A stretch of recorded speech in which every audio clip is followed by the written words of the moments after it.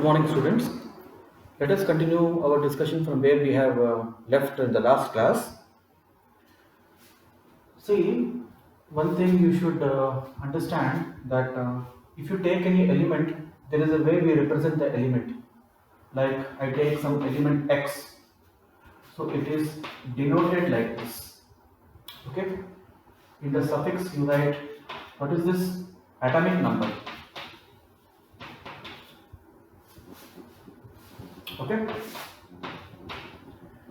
And this is mass number.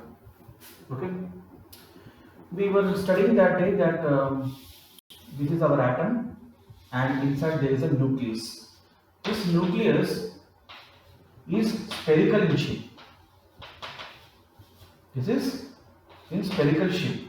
Okay, so this is our atom, this is our nucleus. Most of the part is empty, hollow, and the electron is rotating, is moving around the nucleus in this region. Usually the nucleus is of 10 to the power of minus 15 meters and atom radius is 10 to the power of minus 10 meters. Okay. Now this nucleus contains protons plus neutrons. So this put together is called nucleons. Okay. So this is what? In a stable element, the number of protons will be equal to number of neutrons. So the number of protons will be equal to number of electrons. Outside will be electrons. So in a stable element, electrons and protons will be equal in number. So this jet, example you can write chlorine 1737, sodium 1123, right? So this is our A and this is our jet.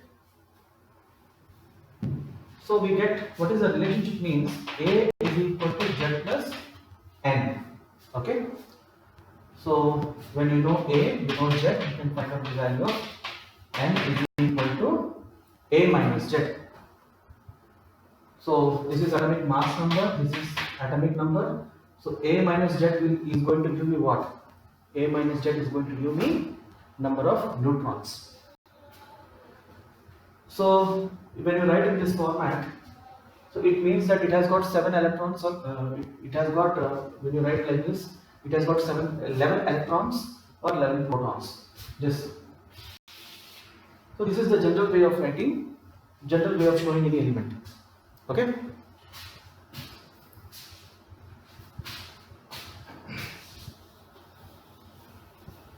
We will discuss some more points on that Rutherford model. Let us just recap what we have done in the last class. So we have put here lead bricks. This is the source which is emitting our beam of alpha particles, isn't it? Beam of alpha particles. Alpha basically is the nucleus of a helium. Its atomic number is how much? Its atomic number is 2. Okay. Now this is the gold foil, a thin gold foil, and this is the screen which is recording the deviation. This is the screen.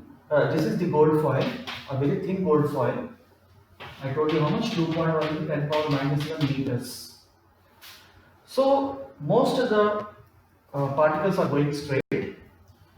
1 in 8,000 are bouncing, reflecting, and some are going exactly back. Okay, this is 1 in 20,000. Okay, so this is the original part. Some particles are deviating from the path. You will see why they are deviating. So this is the angle. This angle is called scattering angle. Okay, so it was observed that only 0.1% deviated more than 1 degree scattered angle. Okay, So this is the situation. So here are a few things we will study. See, basically, I told you that nucleus is containing what? Neutrons and protons. Protons are positively charged, so and the neutrons are electrically neutral. Protons have how much charge? One proton has 1 E plus charge. One electron has 1 E minus charge, and one neutron has 0 charge.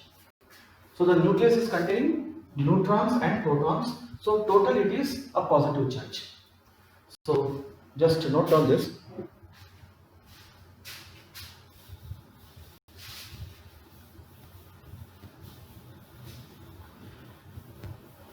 Electrically we know that two positive charges repel each other, isn't it? So when you are sending a, let us say this is the nucleus, okay, and you are sending the alpha particles like this, okay. So this is the atom, let us say you are sending the alpha particles like this. So most of the alpha particles are going straight like this. When this alpha particle is coming close to the nucleus, what will happen? This is also a positive charge, this is also a positive charge.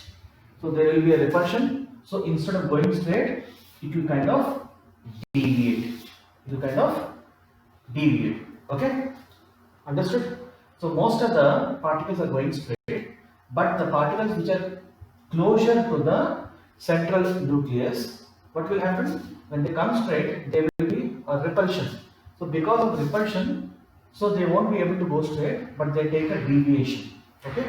So obviously they will be making some angle with the horizontal, with the original line. So this angle we are calling it as the scattered angle. So suppose there is some particular alpha particle which is exactly coming in the center. What will happen? So this nucleus, it will be repelling it. Okay.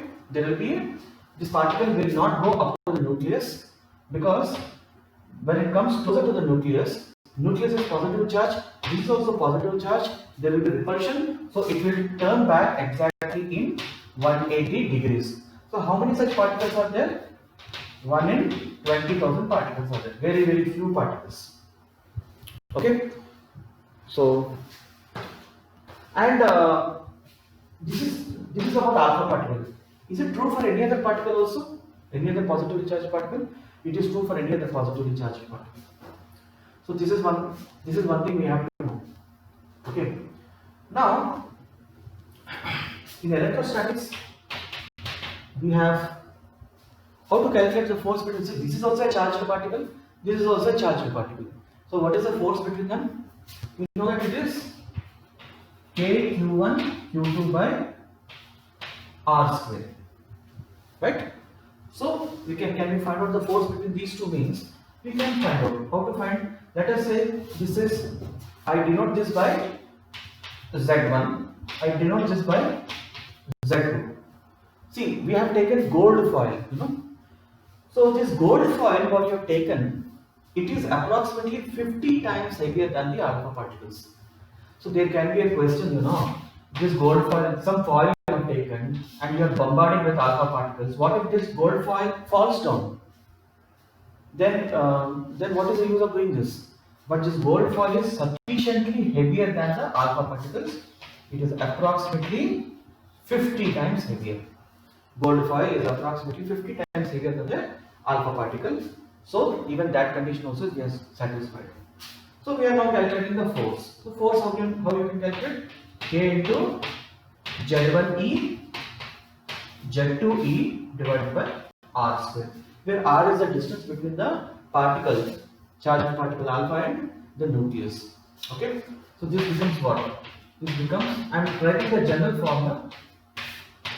So this is how you can find the form. Find the force between these two. So this is one point.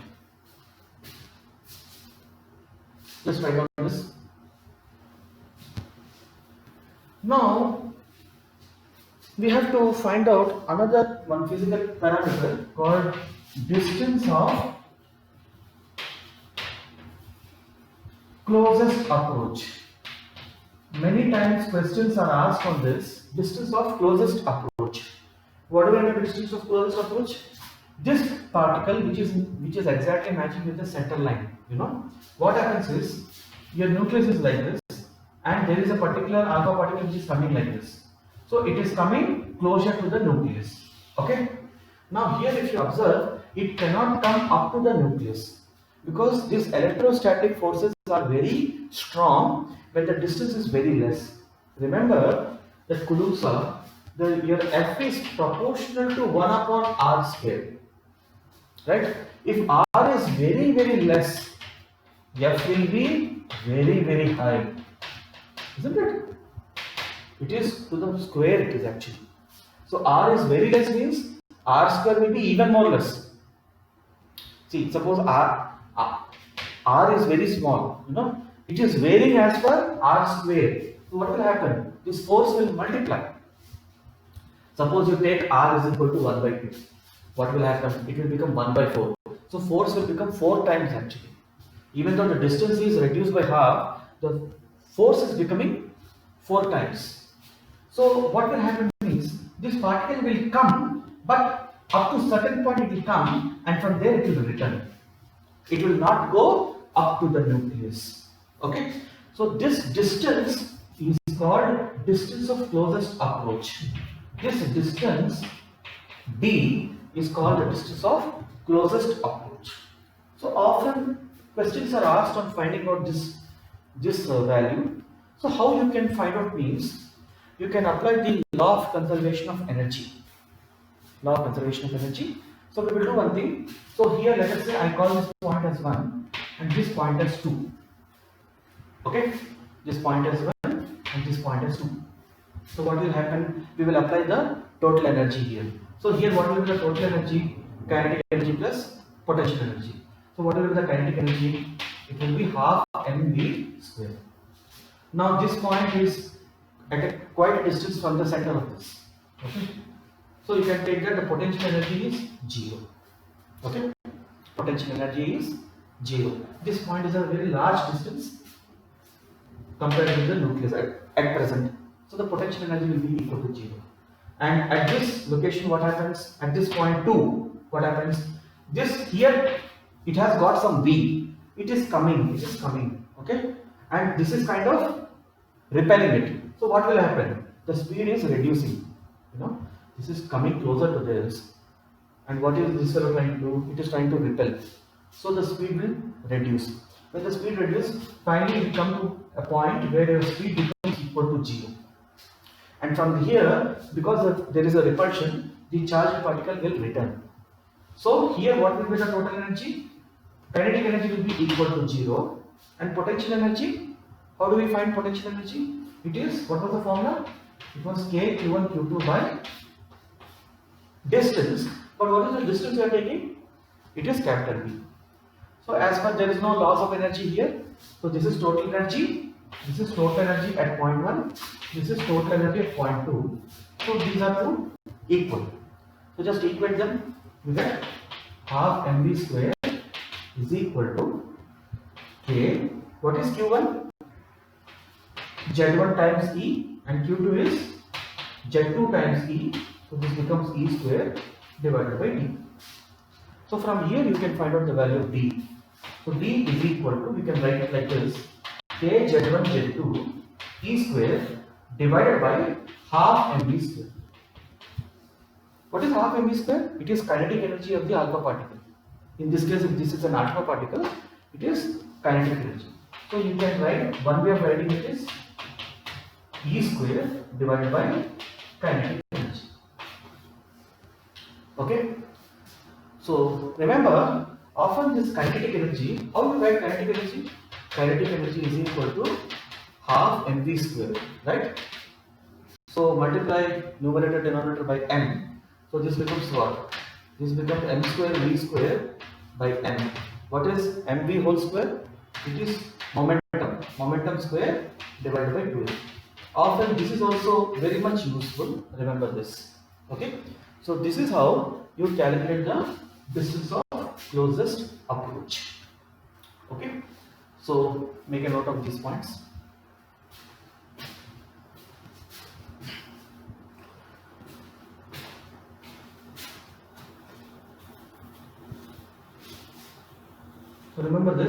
D is equal to, now this is the general formula to calculate. Z1, Z2 are the atomic numbers of two nuclei. Z1 is the atomic number of that alpha particle, Z2 is the nucleus.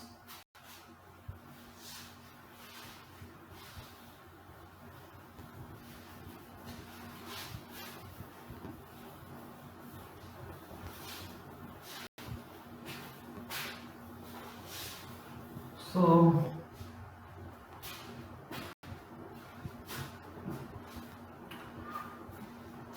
one more point that this, you should know one more. Now this is the nucleus.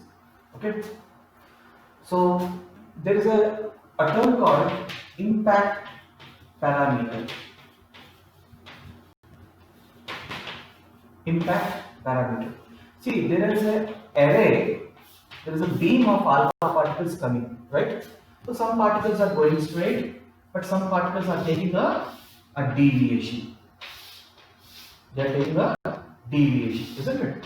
Some particles are going straight, some particles are taking a deviation.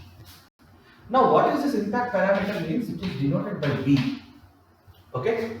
Now, this impact parameter, what is the meaning of impact parameter means? You take the center line.